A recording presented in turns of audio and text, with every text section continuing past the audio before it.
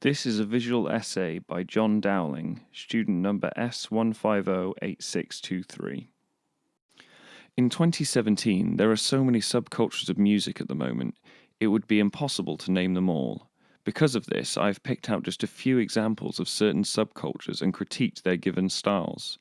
From the psychedelic realms of trance music, ocean Seattle scenes, all the notes being played on the piano, dance music with etiquette, and music made with early 80s tech, I'm going to look at several subcultural styles of music and aim to see how these affect one another, and how they take elements from each other to create their own sense of genre and style.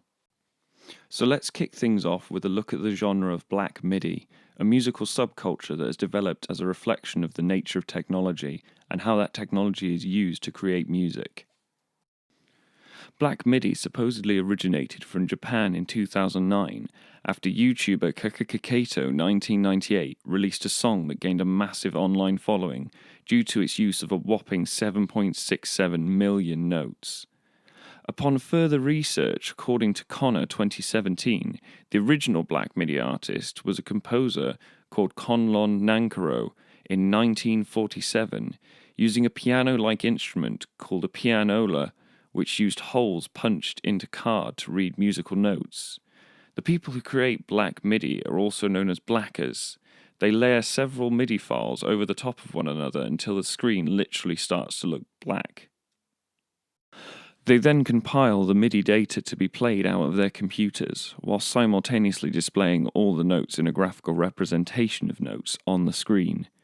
This often creates a very abstract sound due to the overloading of the computer's processors. This gives the listener an auditory overload of notes to listen to, whilst also showing some very interesting visual features to accompany the pieces.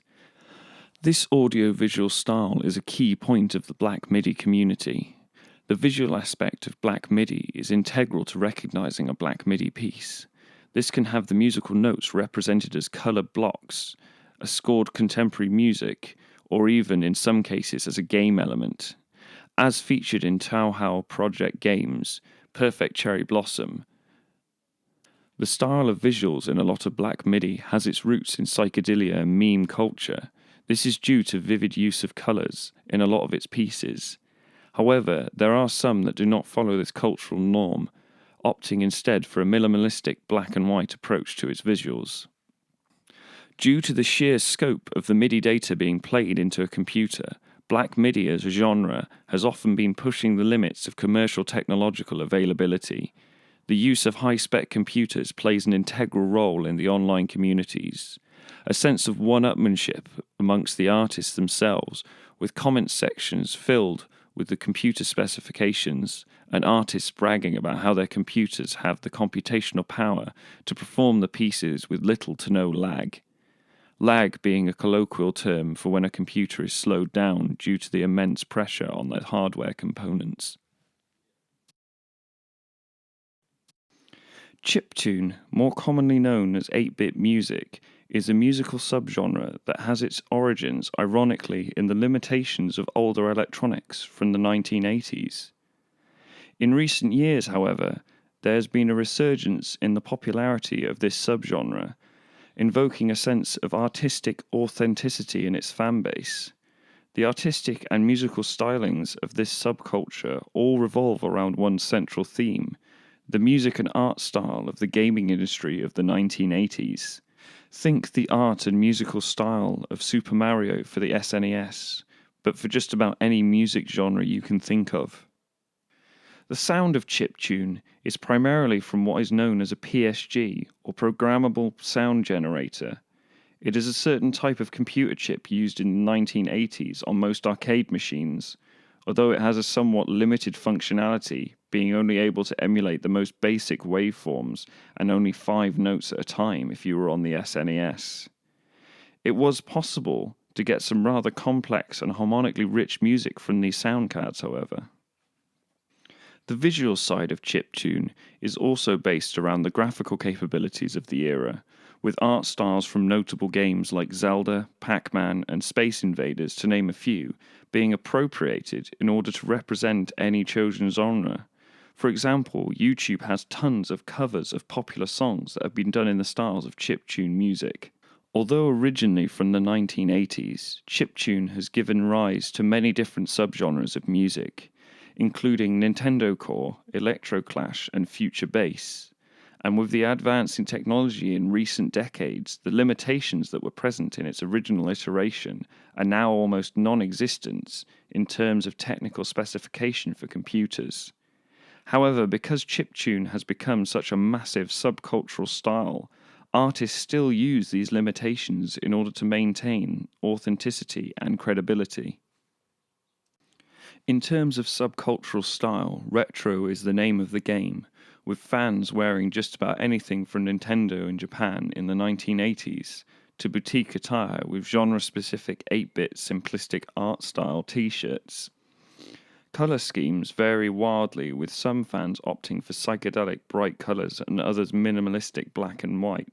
Much like the Black MIDI, there is a definite juxtaposition between these two game colour schemes within both subcultures.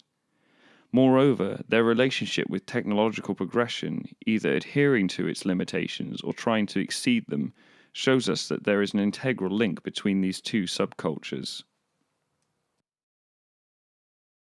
In keeping with the juxtaposition of psychedelic and minimalistic imagery, psytrance is a subcultural style of music that takes many elements of EDM, ocean grunge, and chiptune music to create a unique aesthetic. Originally formed from 1969 genre Goa trance, despite this, it has been said that its modern iteration was a product of 90s culture and practices. A key feature of the music of psytrance is its use of synthetic rhythms. Taking from chiptune origins, psytrance takes white noise waveforms or any other basic waveforms such as square, sawtooth, and triangle, and turns them into synthetic rhythmic patterns that feature throughout the song. This can be heard in the track Flamingo by Infected Mushroom, the album of which is synonymous with psytrance culture and aesthetics. The aesthetic of psytrance is that of psychedelic and complex colour patterns, a concept that was later to be appropriated by Black MIDI. The vivid colour scheme is almost always set on a dark background, again showing the contrast between the two opposites of colour. One of the aspects that differentiates psytrance from other subcultures looked at in this visual essay is its focus on personal meditation. The construct of the music itself lends itself to a trance-like state.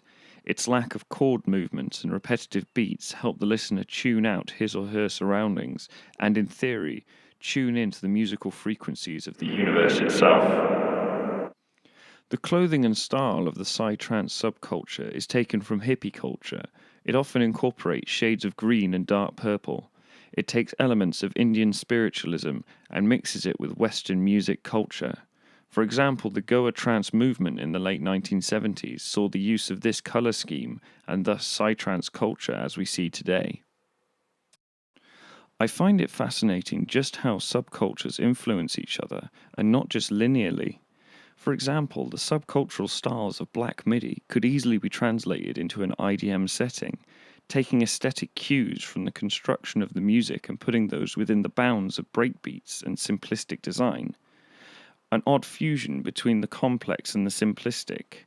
I like how elements taken from 80s and 90s gaming culture has seeped into Black MIDI to the point where in 10 years' time I can see subcultures like Black MIDI and chiptune becoming the new retro, ushering in a new era of crazy tech-inspired electronic music.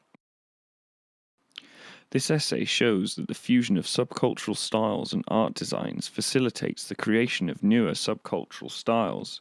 Eventually, if any of these subcultural styles gains any sort of mainstream traction, for example, hypothetically having a band like the Beatles, but say with a chiptune producer, I can see how some of these subcultural styles may evolve into more mainstream and contemporary musical cultures, eventually leading to advances not only in our understanding of subcultures, but our understanding of how cultures develop themselves.